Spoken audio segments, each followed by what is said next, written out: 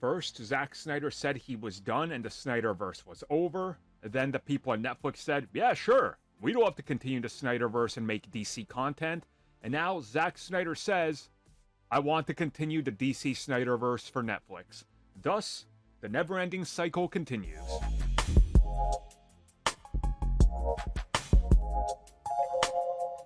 So, as I always say never. Things can happen. WB is licensing a lot of content, as I said before. We've seen them literally sit down with the most unexpected people, including straight-up rivals, and be in negotiations with them to sell elements of WB's catalog or even DC. Remember, we almost got the Batman animated series that's coming to Netflix on Disney Plus, because Disney was bidding. So, crazy things can happen, okay? Insane things can happen. Remember, Gotham was produced by Fox, the rival to WB. Crazy things can happen. Netflix saying, yeah, we want to make DC content. We want to do the SnyderVerse. If we could, we would. As Zack Snyder is swinging back around a couple weeks after saying it's over to say, well, I want back in. I want to make the SnyderVerse. I would love to finish it. It just restarts the cycle of this whole saga at this point, where it's ups and downs. Build up hope, lose hope. Build up hope, lose hope. Misdirection, failed delivery of promises by insiders and scoopers.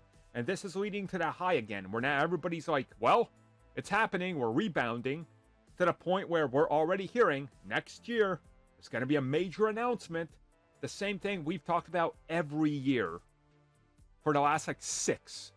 It just doesn't go away.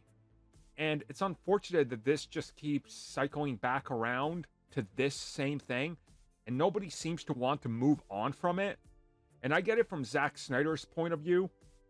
Rebel Moon wasn't really tracking on any sort of social media impressions. But if Zack Snyder can say, I want to do the SnyderVerse in an interview for Rebel Moon, guess what's going to get the headline for Rebel Moon?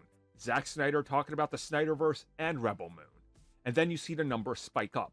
So to me, this is him doing a genius PR tactic. And at the same time, probably him knowing it can't happen.